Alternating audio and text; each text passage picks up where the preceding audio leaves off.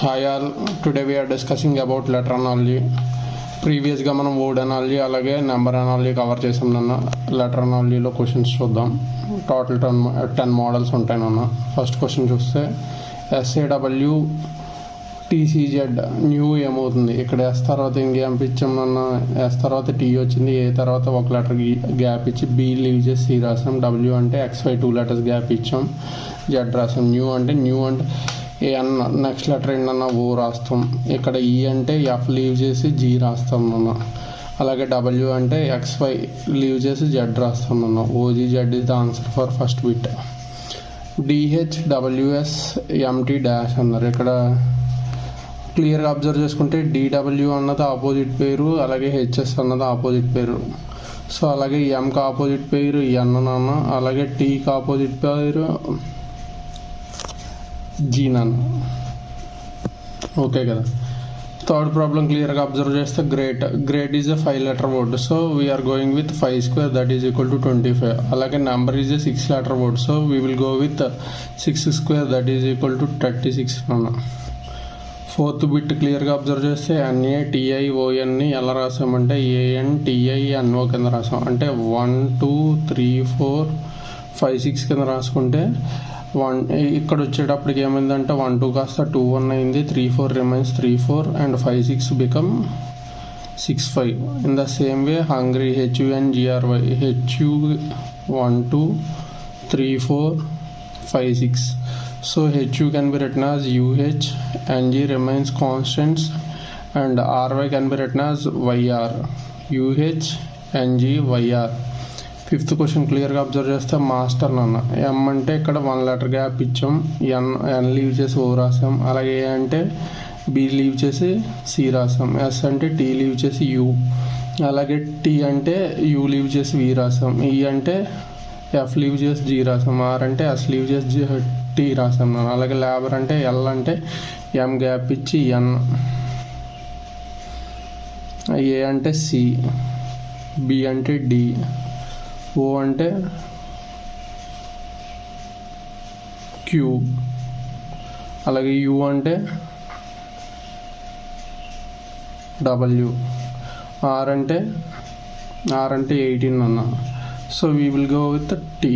So answer is NCDQWT అన్న. BEGK ADFG PSVY అన్నారు నాన్న. ఇక్కడ ఏం చేస్తుంటే ఈ వర్షన్కి B-1 A, E-1 D, G-1 F, K-1 J. In the same way పీకి ప్రీవియస్ లెటర్ ఏంటంటే O, అలాగే ఎస్కి ప్రీవియస్ లెటర్ R, నెక్స్ట్ వికి U, అలాగే వైకి W, ORUW నాన్న. ఇక్కడ ACEGIKMOQSUW అన్నాడు. ఇక్కడ క్లియర్గా అబ్జర్వ్ చేస్తే ఈ ప్యాటర్న్ 1 3 5 7 9 11 13 15.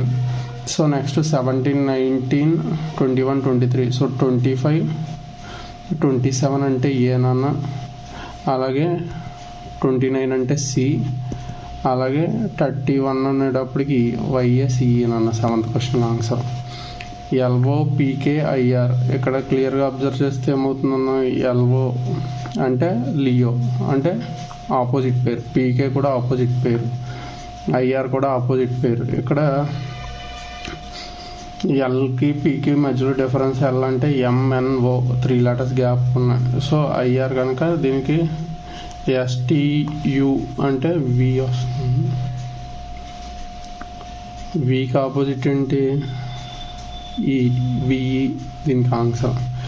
మీన్ MEAN మీన్ 11 అయింది. మోర్ వాల్యూ అంత అన్నది అబ్జర్వ్ చేయమన్నాడు. మీన్ అంటే M వాల్యూ మనకి 13, ఏ వాల్యూ ఈ వాల్యూ 5, ఏ వాల్యూ 1, అలాగే N వాల్యూ 14.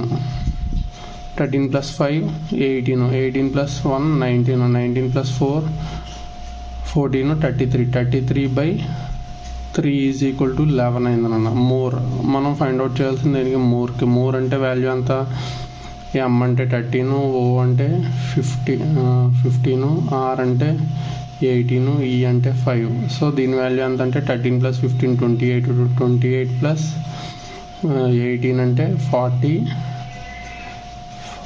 46, 46కి 5 యాడ్ చేస్తే 55, 55 డివైడెడ్ బై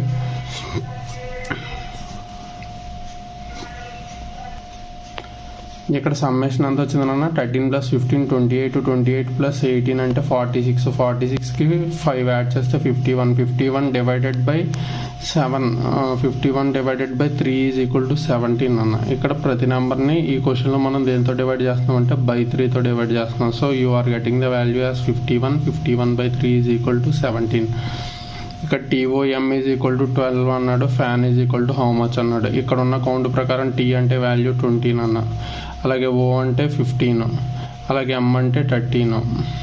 సో TOMలో ఇక్కడ 2 వాల్యూ కింద కన్సిడర్ చేసుకుంటే ఇక్కడ 15 అంటే 6, అలాగే 4. సో దీని వాల్యూ ఎంత అయింది 2 + 6 + 4 అంటే 12. సో అలాగే మనం ఫైండ్ అవుట్ చేయాల్సింది ఫ్యాన్ అంటే 6, A అంటే 1, N అంటే 14, 6 + 1 7, 7 + 5 = 12. సో ఫ్యాన్ వాల్యూ కూడా 12. Thank you.